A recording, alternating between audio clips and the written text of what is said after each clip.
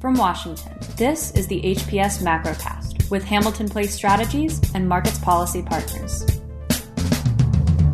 Good morning. Hi, everyone. Welcome to the first edition of Macrocast Live. It's the first time we've tried to do the Macrocast live. Usually we tape it on Fridays, and you can see it on Friday. And we'll be back on Friday as always, but we're really excited about this first effort of a live event. I'm Tony Fratto, the founding partner of Hamilton Place Strategies. I have my two co-hosts from the Macrocast, John Fagan and Brendan Walsh from Markets Policy Partners, and three really terrific guests with us today to kick off this the first in this series.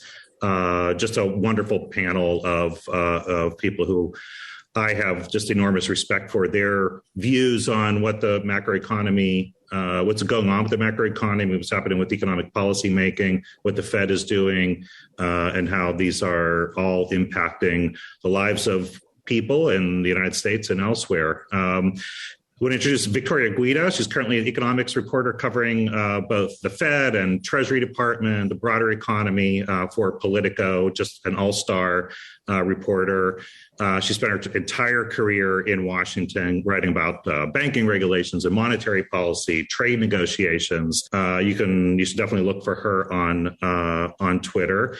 Jim Pethokoukis is the DeWitt Wallace Fellow at the American Enterprise Institute. I feel like I've been reading Jim for, 25 years on his writing and commentary on economics and economic policy. He writes and edits the AE Ideas blog and hosts a weekly podcast called The Political Economy with James Pethokoukis. He also has a Substack, a subscriber to the Substack, the Please.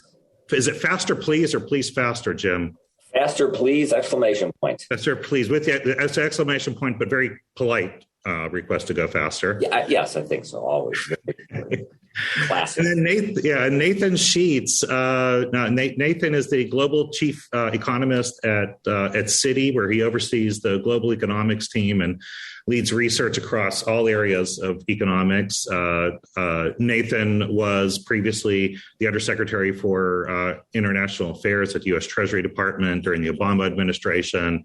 I was the guy who followed around a previous Undersecretary for International Affairs at the Treasury Department and traveled the world. So I have a pretty good feel for Nathan's job. But Nathan's just one of those really most respected voices in economics, not just with his time at Citi and previously at Citi and Treasury, but longtime career at the Fed as well. And I'm just really excited. We're all very excited to have this group together on a pretty important week with the FOMC meeting, economic data out, and lots of events impacting inflation and the workings of the economy this week. So I'm going to turn it over to John and Brendan, and they'll take a run through the kinds of things that we'll be talking about today, and then we'll get into questions. And I should tell the audience that we will be taking questions from the audience later. If you have questions, you can go into the chat box and put questions up, and we'll try to get through them after our initial discussion. Thanks very much, Tony. And when we look out at the macro landscape, it is about as challenging as we've seen in our careers, and these are careers that have spanned the global financial crisis and a variety of other disruptions of the global economy and financial system. It's when we think about what has transpired since the last time the Fed hiked rates in December, way back in December of 2018, which seems like an eon ago. What has happened since then? 2019, U.S.-China trade fight, which is calcified into really, great power competition. 2020, obviously the onset of the pandemic and U.S. political turmoil. 2021, the hopes around the vaccines, but the breakdown of global supply chains, the swelling up of inflationary pressures, and here in 2020, geostrategic disaster of a magnitude that we hoped had been relegated to the history books, but is here in reality in front of us. All of these compounding and pro-cyclical kinds of risks building on the previous. And here we are again with the Fed back into its rate hike cycle. So I want to start out with a question to Nathan. When you look back at recent years, how do you assess the Fed's performance that has brought it to this point?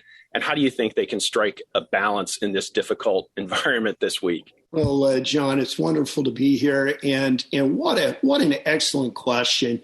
I think it is the right intellectual predicate for the discussion of where we are at the moment.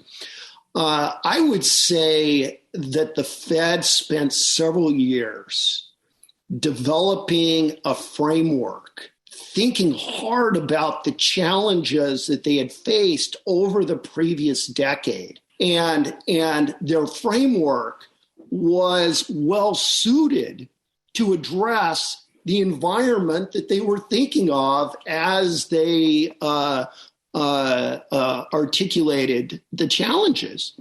The problem is that the world has come and thrown the Fed, I would say, one curveball, but now I think we could even say it's thrown it two curveballs, which it's trying to hit with one lousy bat.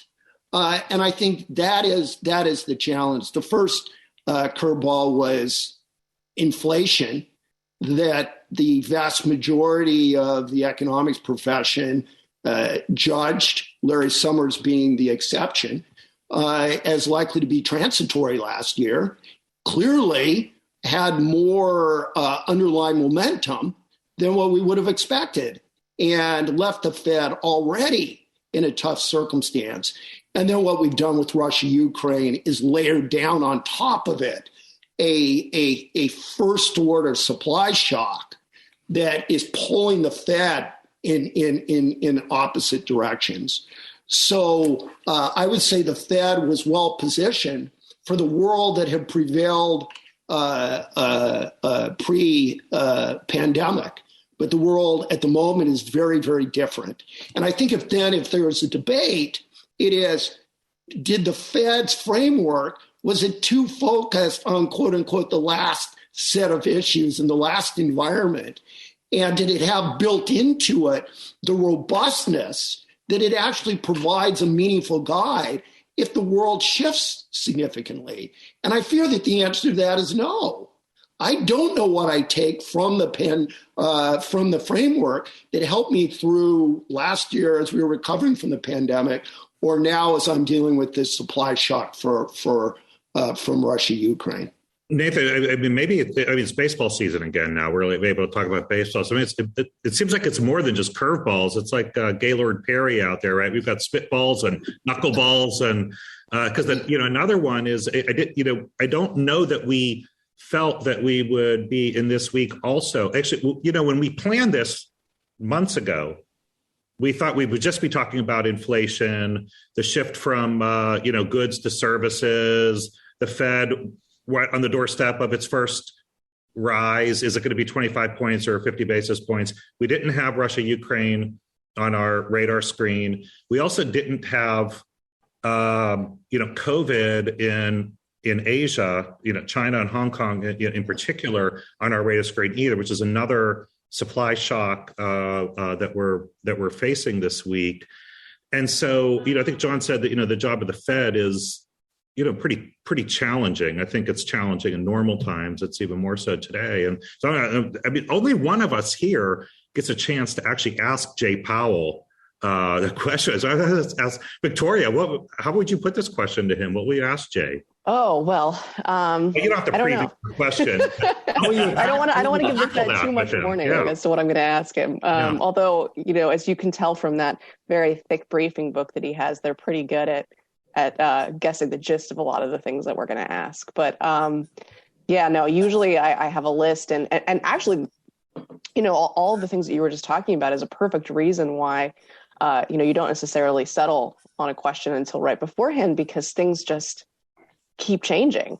I do think that the framework is a really, we're at a fascinating point for that new framework, because when the Fed put the new framework in place, basically what they envisioned inflation finally picking up because of reaching maximum employment, right? Like, one of the things that's so strange about this inflationary moment is, it was, I don't claim to know specifically all the things that are going into driving inflation, but I think that the obvious culprits are things like congressional spending and supply chain shocks and things like that, that are sort of not necessarily directly tied to this, Phillips curve relationship that I think the Fed was envisioning when they put in their new framework. And so one of the things that, I've asked Powell about before is, I think it was the last press conference, and I asked him if we'd reached maximum employment, and he said, basically, yes, but it was sort of like interim maximum employment, where it's like, we're at the point where the job market is tight enough. There are, so few jobs available, so few workers available for the jobs that are open, that it's leading to accelerating inflation. But that doesn't mean that down the line, more labor supply won't come on. And we're starting to see that. I mean, like, people are coming back into the workforce. And, that's we were talking about, Nathan was also talking about how the Ukraine crisis is sort of pulling the Fed in two directions, because on the one hand, inflation speeding up would make you want to raise rates, but on the other hand, slowing growth would make you want to maybe be a little more hesitant. One of the other things that I feel like people don't necessarily talk about that much is the Fed was already sort of in that place for a while with labor supply, because on the one hand, with inflation speeding up, you want to raise rates, but if there are people on the sidelines of the workforce, and that's part of what's driving inflation, is there aren't enough workers, maybe you don't want to be too aggressive in raising rates. So, I mean, this whole situation, back to the sort of curveball analogy, is it's been really difficult for them to navigate. And I think that, totally agree that I don't think the framework was really, really designed for this moment. And Jim, a lot of the critics are talking about how far the more vociferous critics of the Fed are talking about how far behind the curve they are. Is that something you think is a useful way to frame this policy conundrum that they're in, behind the curve? And if that's the case, how should they be responding? Well, no, yeah. I mean, I think they are on the curve, and I think more helpful than trying to determine exactly. And I'm not sure I can determine exactly how far behind the curve, though. I think if you look at negative interest rates, real interest rates, pretty far behind. But I guess my point is that we seem to be in this new era where the Fed is going to look at a lot of other things, supposedly, when determining monetary policy. I think Victoria alluded a little bit to that, but I think we're going to be in kind of an Empire Strikes Back mode, where we're going to go back to the old ways, and the Fed is going to end up doing whatever it takes not to have a repeat of a stagflationary period where inflation expectations end up being unanchored. Certainly the short run expectations don't look good. The long run expectations look better. But we're looking at another year of maybe, where we could have double digit inflation, certainly maybe high single digit inflation, something we haven't experienced in a long time. And actually, there was a long New York Times article that just came out talking a lot about Paul Volcker. That's a name we might want to start thinking about again, because this is obviously the diciest situation since the global financial crisis. But during the global financial crisis, we had to go back a long time to a period that bad. We saw the housing markets as sort of eviscerated. Mm. We don't have to go back quite as far. We can go back to the 1970s. And those lessons are fresh enough, I think, especially in the mind of Jay Powell, that he kind of knows what the Fed could have to do. There's been a lot of stories about, are we going to enter a stagflationary period? We're going to have high inflation and slowing growth. And we might, but I don't think that, but they're not going to have it. The Fed will not allow, I think, an extended period of stagflation. We are not going to repeat the 70s. And if it means driving the economy into a recession, I think they're going to do it. So they have that one stick, that baseball bat. I don't think they're going to be afraid to use it. Let's say if we're going to go back to 1979, though, can the Pirates and Steelers be champions again? If we're going to go. I was the rare Baltimore Orioles fan in 70. Sorry about that. But look, I have been saying, though, if we're talking about recession, in which, I don't know that anybody's predicting recession, right? If we're talking about low growth and inflation and interest rates rising, interest rates I don't think they're ever going to get to what we saw back in that time period. That's not in the offing. But is a recession really should we be talking about recession right now? Because I still can't help feeling that there's still just enormous demand out there, and we have unemployment down under in the threes. It's hard to see recession in that situation, isn't it? But there's no question that people. I will tell you, we do our own economic sentiment analysis.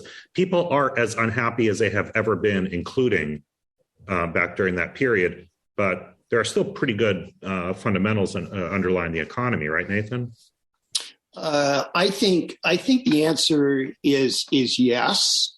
I think the households are strong, and I think that the United States, we are kind of separated from the channels of transmission, at least one degree, especially relative to Europe, which is deeply integrated with Russia, particularly in its energy market. And I think as that situation in Russia-Ukraine persists, that the first round effects on growth and spending will predominantly be felt in Europe. But if the situation in Europe becomes sufficiently severe, I think then it moves into global financial markets. The slowing in Europe could hit the United States and start to impact markets and sentiment here. So when I think about the second round effects, that's where the U.S., I think there's more risk of the U.S. being swept in, but it is less acute than elsewhere.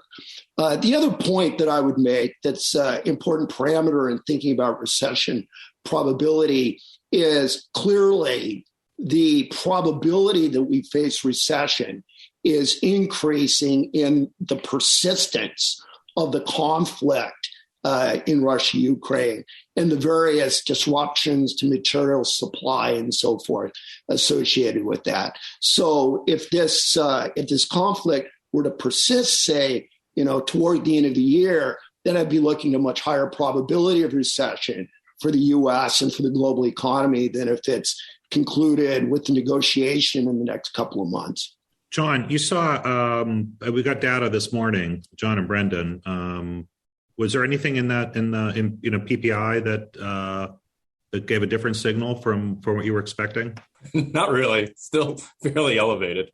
Actually, I think the most interesting data points from today came from overnight from China, which had quite strong investment numbers, retail sales, but the markets did not focus on that. We're having one of the largest tech sell-offs in China since really 2008. It's kind of around fears of that they'll get caught up in the sanctions. China's locking down again as the Omicron surge hits them, and there's fears that growth will be massively affected. So I think Nathan, maybe going back to you, we haven't talked about China at all yet. It seems like that poses a lot of risks to global growth. It does. I think the signal that I'm taking from Chinese policymakers is President Xi really wants stability for the year ahead as he moves into the party Congress. And their growth target of 5.5%, which they articulated knowing that the IMF forecast was 4.8, right? They were aware of what the ground looked like.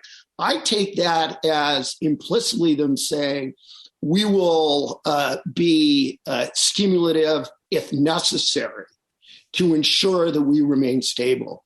And that's kind of the context. I'm a little puzzled by the strength of some of these data, is they were much stronger than what people had expected. Yeah, like almost double what people are expecting. Yeah, I mean, it was just really an outside surprise.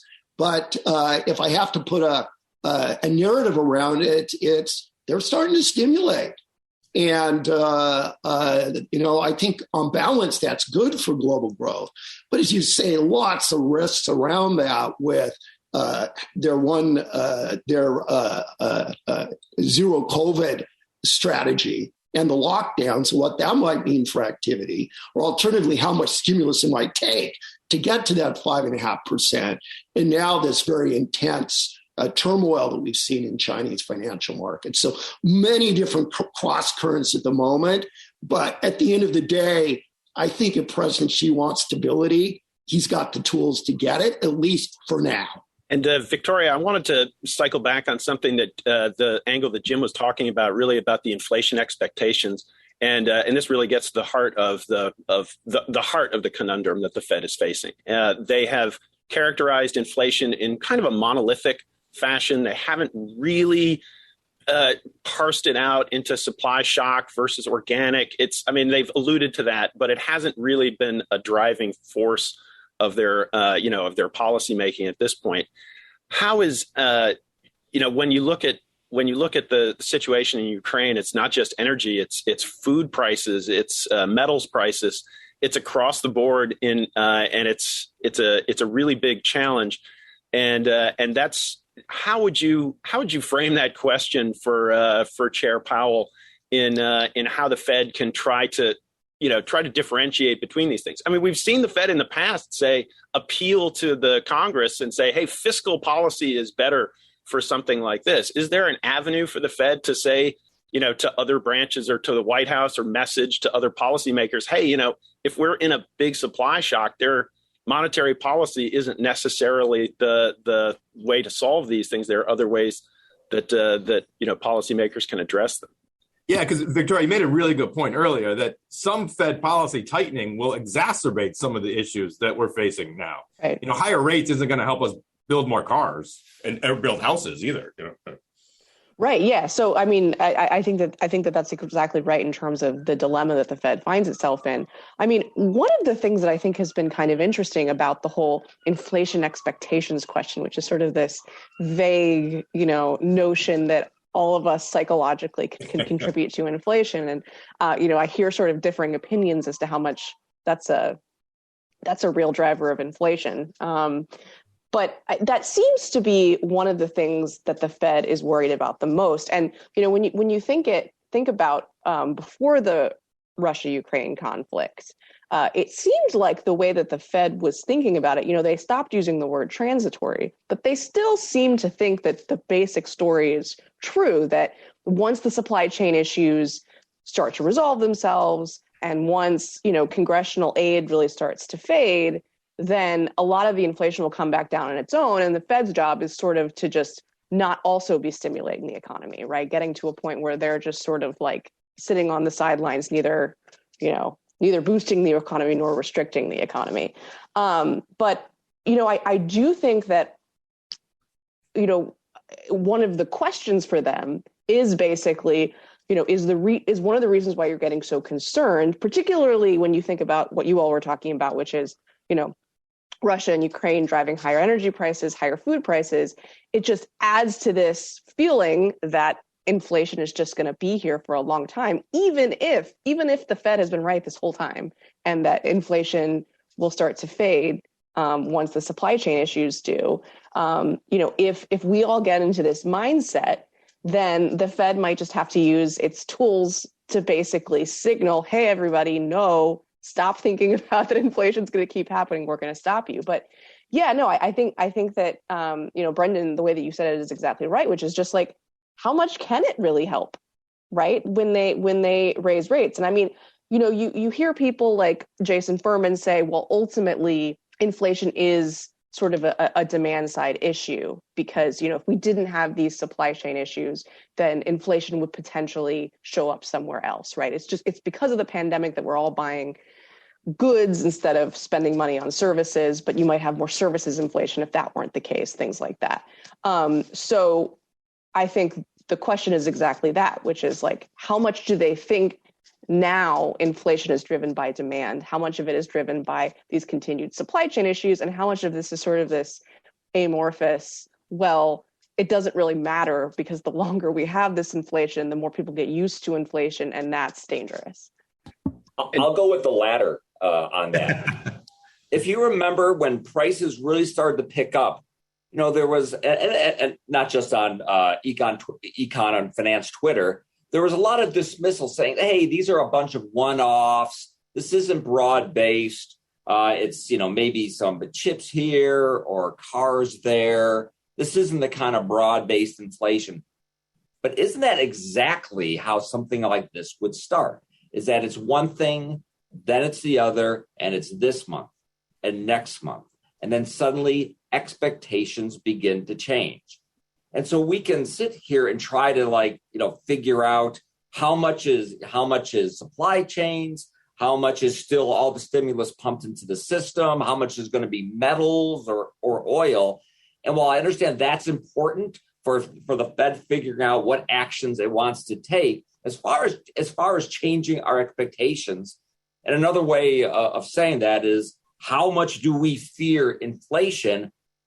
I'm not sure all that matters a lot, because if people begin to see all these prices, and obviously it has broadened out, the causes for our sort of consumer and business expectations isn't going to matter a lot if it ends up being month after month and after month. And I think as far as what the administration can do on that a supply side, I'm not sure I would have taken a lot of comfort from that State of the Union speech, because what I got was we're going to tackle inflation by making our very efficient global supply chains less efficient.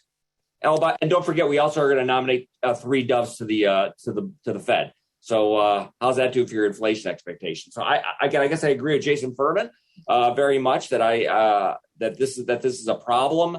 It's an expectations problem, and ultimately monetary policy is going to have to be the main thing that deals with it.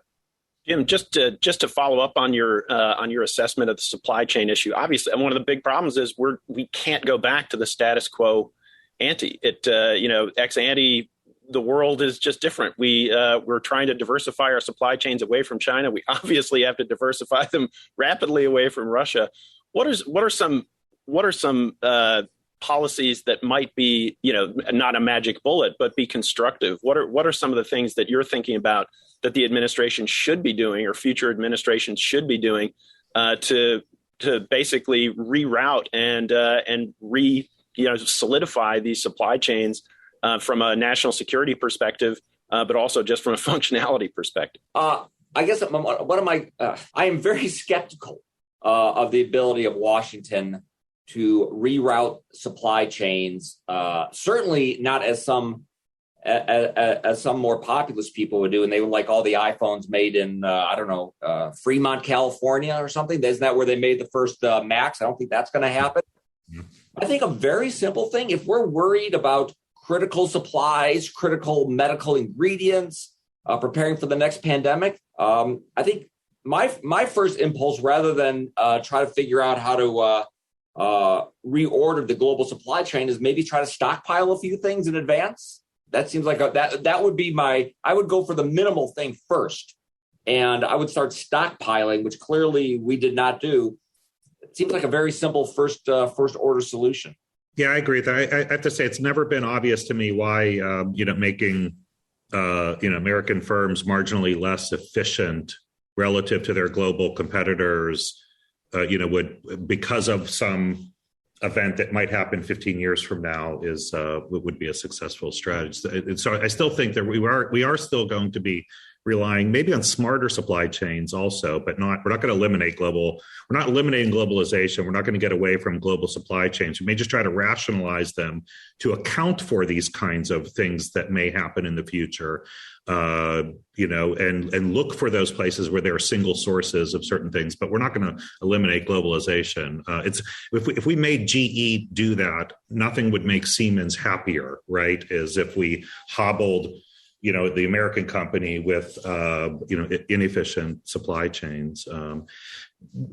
Nathan, one of the, there's that saying that, nothing cures high prices like high prices, right? So you'd expect to see people to, as prices rise, to do less of the things that cost a lot and start substituting or doing other things.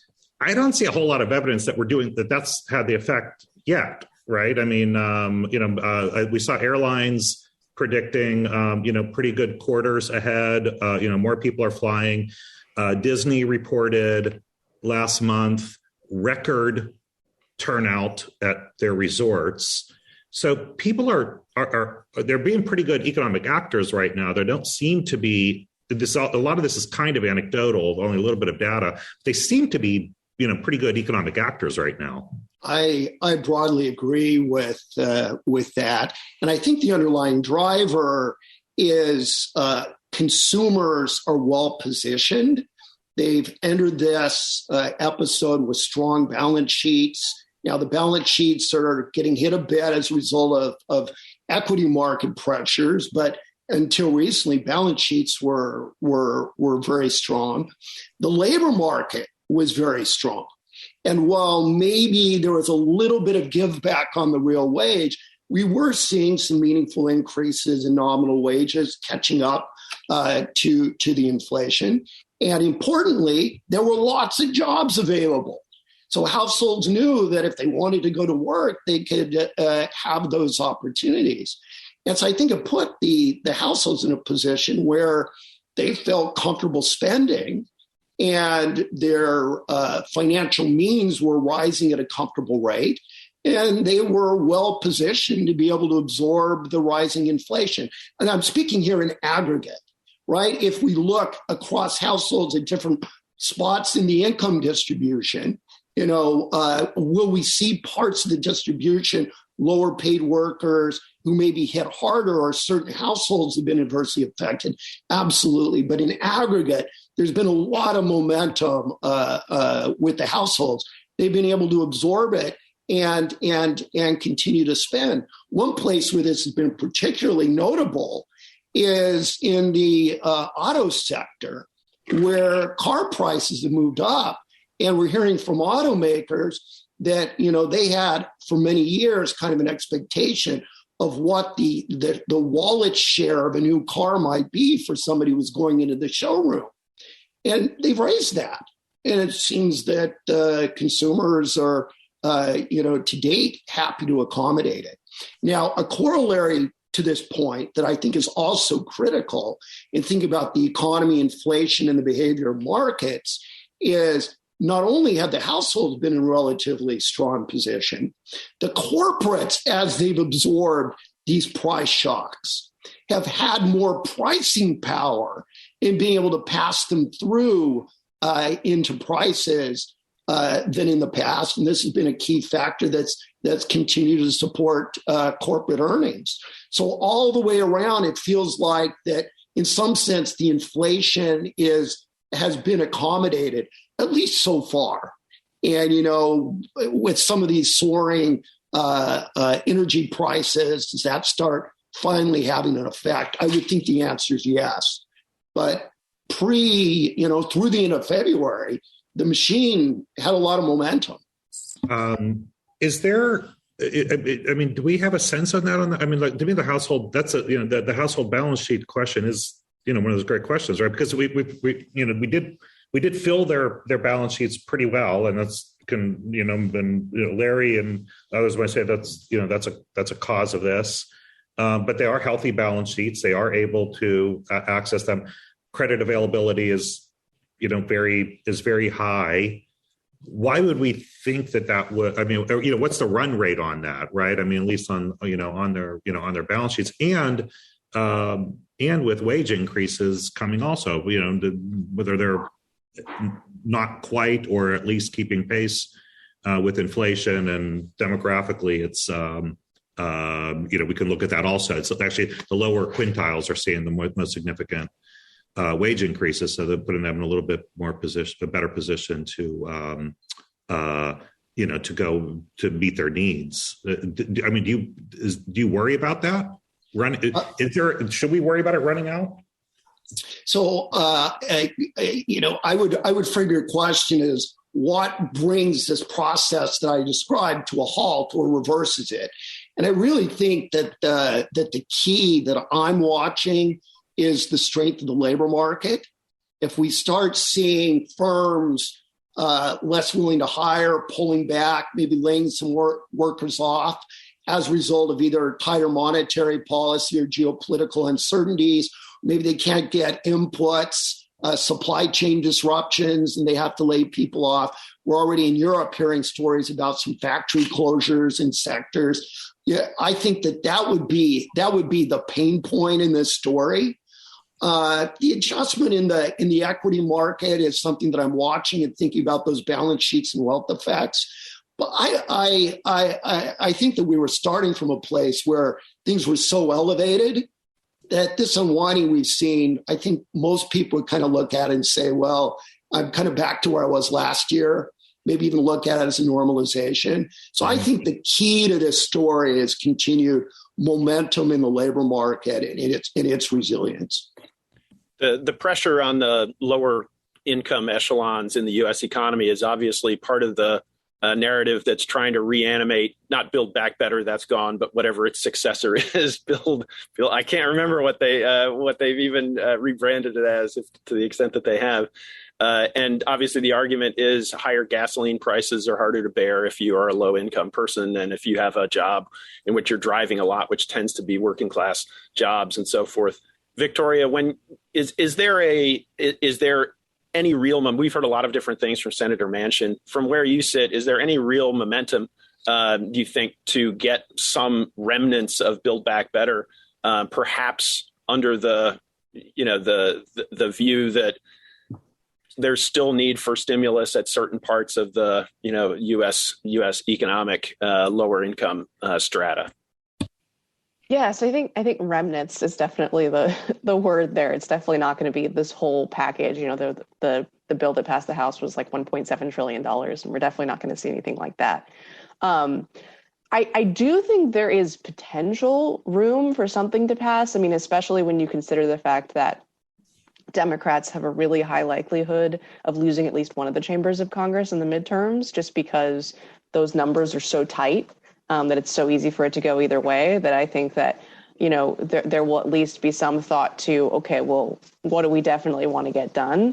But, there's a reason why it hasn't happened yet, and it's getting everyone on the same page is very difficult. And one of the things that's kind of interesting now is, Manchin was talking about inflation even before it was really the extreme panic issue that it is now. And now that inflation is really here and it seems to have some real staying power, I think that the focus around what a package might look like has shifted. And so one of the things that's kind of interesting is, tax reform is supposed to be part of this. So, potentially raising more revenue through taxes, because Manchin is less interested in doing deficit spending. And in fact, one of the things that he's talked about is doing deficit reduction. So in addition to paying for programs, he's also talked about doing deficit reduction, which is, for me, so fascinating, because in Washington, it's hard enough to find money to pay for stuff that finding money and then not just using it to reduce the deficit as opposed to funding new programs is just fascinating to me, that the Democrats that they would be the party that would be doing that is just so intriguing. But it really speaks to the moment that we're in, which is that, because we have this inflation, there is more of a political argument where you could actually see the Democrats doing that. So I think that just to kind of tie this all together, Manchin has definitely suggested that he's open to, some social spending, some climate spending, but he also wants, inflation fighting, deficit reducing measures in there. And so, I guess if we do ultimately get something, it'll look pretty different from what Democrats were originally envisioning. And of course, that all depends on, because there's also Kyrsten Sinema has very strong opinions about what types of taxes that she would be on board with. Obviously, the left might, be frustrated at the whole deficit reduction thing. So again, huge question mark as to whether or not that's possible, but it's still kicking around out there. I'm so glad I didn't throw out my Simpson Bowles files. I've come over so many years to just, but no, my pack rat is going to come into play. You have Darren Walker on here, maybe on the next live. I mean, whenever we're in deficit cutting mode, you can get him back out. Look, I'm not optimistic. I have a hard time seeing how they're going to get anything done. I just don't see. I don't see the votes for it. And I also feel like just the dynamics in the Democratic caucus right now are they still see, this as like, there's the ark, and you can't leave any of the creatures off the ark, so if your creatures get on the ark, my creatures are getting on the ark. And so the only thing they can, try to do is play around with the kind of timing gimmicks that, that pissed off Manchin last time. I just think it's just really, really hard for them to try to get to agreement there. And so I'm not optimistic that they'll be able to get anything. No, they did just get a pretty massive omnibus bill that just the president just signed and they passed. And so it's not like there isn't still significant fiscal support out there, and still not like there isn't still massive monetary support out there. I wonder just real fast. I wonder if, and the president mentioned it during the State of the Union.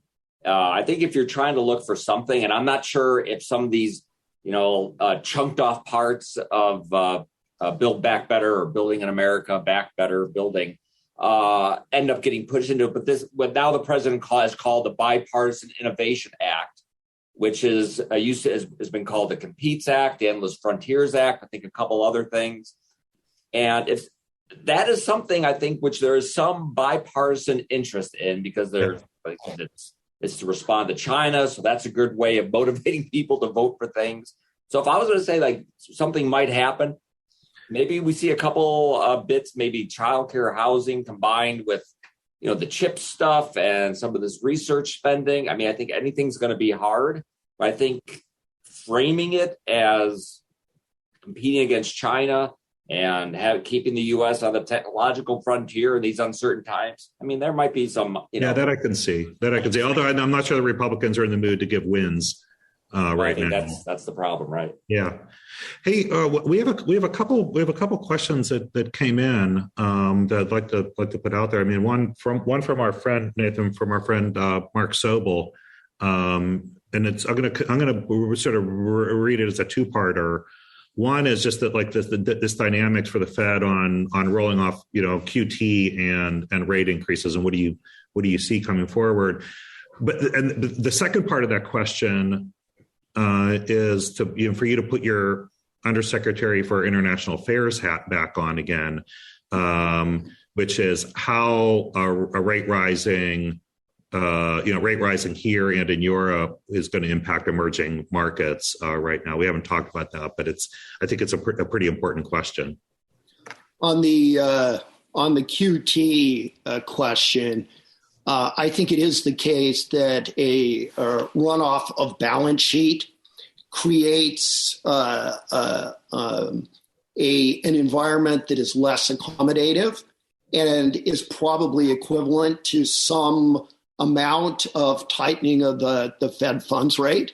So I do believe that is a separate tool or modality through which the Fed can tighten financial conditions. But the problem with it is we have very little experience, and we just don't know how to calibrate it. Is $1 trillion in balance sheet, like 10 basis points, 25 basis points, 50 basis points? The estimates are just all over the map. We just don't know. And I think that pushes the Fed to say, we want to put that into the background. We just want it to be kind of like mood music at the restaurant. It's there, it's happening, we're aware of it, but we're not really focused on it. And then to the extent that policy needs to be tighter or looser than would be the case otherwise, you move the Fed funds rate a little more or a little less. So I don't think they want it to be an active tool just because they don't know how to use it. The second part about the implications of all this tightening for emerging markets, I think is absolutely a real concern and has important implications for the performance of the global economy. And I think it will create challenges for countries, I would say particularly some in Latin America, that will feel the effects of Fed tightening and may need to have a tighter policy than they would have otherwise.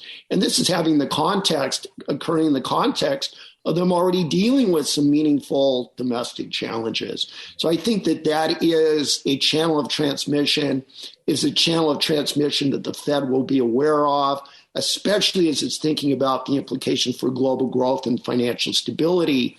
But given the size of the domestic challenge with inflation, it can't be sufficient to forestall a hiking of rates. It's just another factor on their dashboard that they'll have to pay attention to. Yeah, and look out for it. Maybe that's a signal for the international financial institutions, so IMF in particular in that case, right? Yeah.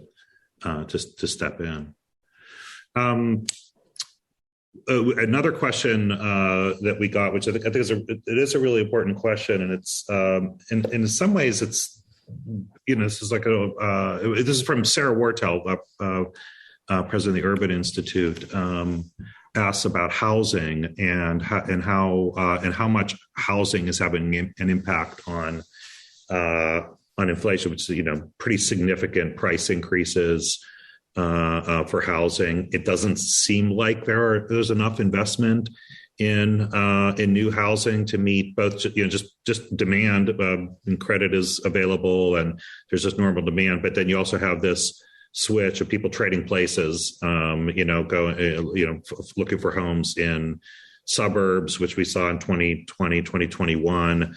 I sit here in New York City, where rents are took a hit. I had perfect timing of being able to renegotiate my rent lower during the depths of COVID, and now rents have fully recovered and are still back to being very high in New York City. So how should we think about housing right now, and whether that's going to level off or how it could? Is that am I throwing another Nathan question, or are we going to make this an open question? We'll let Nathan go first. Certainly the housing market's been red hot. Maybe we're starting to see recently a little bit of cooling, and maybe a little bit of the kind of demand destruction sorts of effects that you described earlier, Tony. Maybe a little bit of an effect from higher mortgage rates, that prospectively higher mortgage rates that could pass through. But it has been a historically strong housing market, in line with that very strong consumer sector that I described earlier. In terms of housing's role in driving inflation, what we've seen has been a ratcheting up of owner equivalent rents and the like. And it's higher than it was before the pandemic. I don't really think of it as the marginal contributor to the high inflation. I think that that's come more from the goods sector. And I think there's a distinct risk that it starts moving into some more of the services sector as the economy adjusts over time. But it does mean that kind of the baseline for inflation at the moment is higher, half point or whatever, than it would have been. But I don't think it's the spiking that we're seeing in the inflation process. Yeah, that durability of the housing component of inflation could be with us for a while and keep the baseline higher. I just wanted to circle back to one thing that it's not a first order impact necessarily of the Russia-Ukraine conflict, but there's a lot of discussion about how the sanctions regime interacts with the dollar's role as a reserve currency. And I wanted to get your intuitions on this, Jim, and get a sense of where you see the application of different sanctions, particularly the way in which the Russia central bank reserves were treated. The critics say that this is eroding the dollar's position as a reserve currency around the world. The Chinese are trying to get the Saudis to buy oil in renminbi today. This is a headline, and there's kind of a drumbeat along those lines. The flip side is obviously, if you're in the dollar payment system, you have to have some sort of rules and red lines. How do you think about this thorny issue? Well, I don't know if I have deep thoughts on that, other than to say, I'm not sure who would trust a a Chinese-dominated financial system more than an American dollar-dominated financial system. If you would, I think good luck to you. But if I could just jump back for a second to the housing issue, there is a recognition, at least from my conversation with administration officials, about the housing issue and the housing supply, as Tony mentioned, the investment issue, that is a problem. I think you're seeing that notion spread, into sort of, wonky left center policy circles. I know, Ezra Klein's had a column, a very kind of pro-building housing kind of column. I mean, that's not like a tomorrow solution, but if you're looking forward to a kind of a longer term kind of inflation fighting thing, certainly more housing supply would be a part of it. And now to jump back to the first question, I spent a lot of time on CNBC, where I'm still a contributor, a lot of time on Larry Kudlow's show. So I'll still say you got to love King Dollar.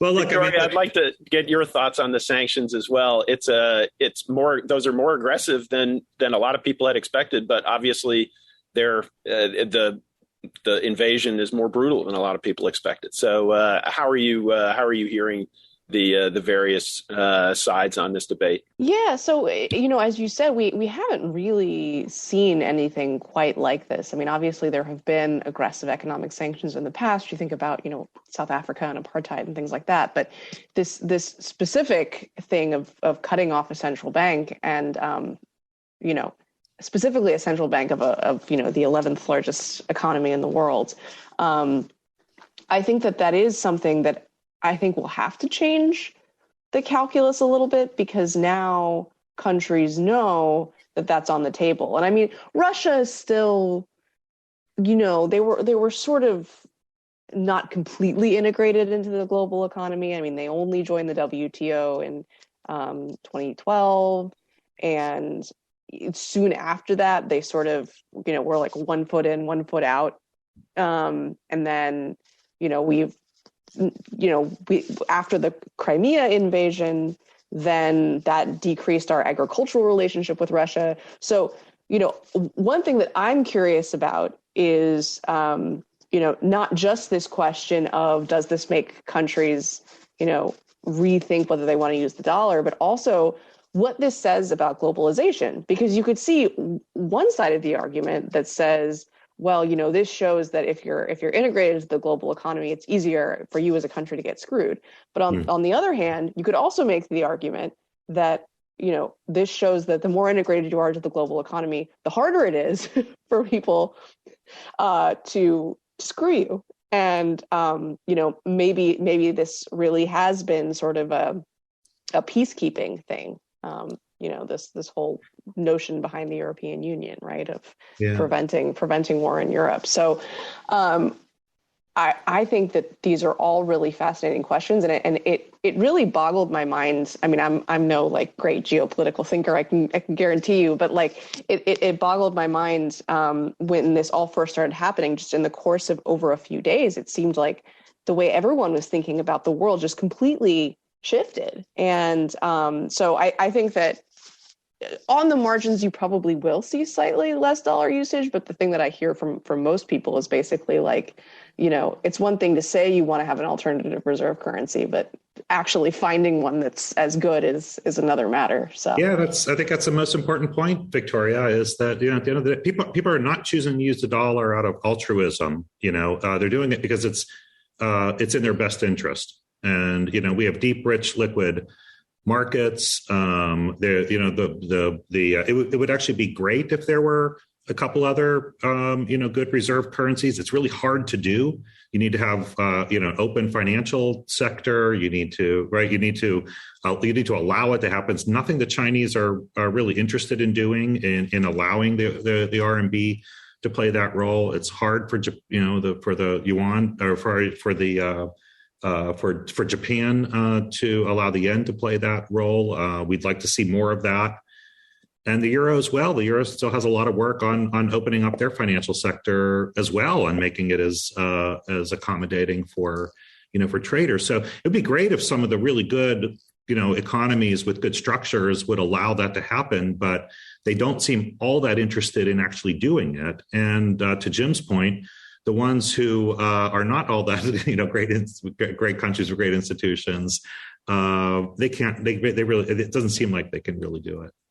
I feel like Tony wants to give us his top 3 crypto bets here. I'm not going to do that. I want to. Yeah.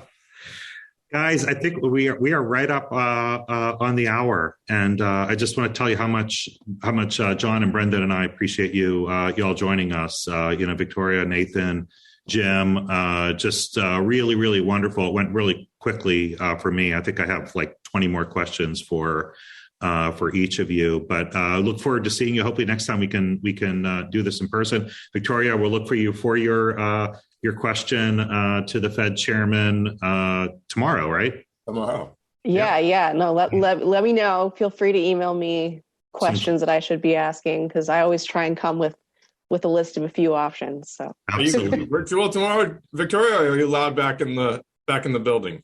Not quite yet allowed back in the building, but hopefully soon, because when we're allowed in the building, then we're allowed to do a lockup. Yeah. And we have a little bit more time with the documents. So that I missed. Well, thanks for joining us. We know how valuable your time is. Thank you very much to the audience. Also, thank you for joining us. You can find it on the HPS podcast page and also on our YouTube page when we get it reposted. Thanks again. Have a great rest of the week, everyone. Thank you for listening to the HPS Macrocast. Please remember to subscribe, rate, and share.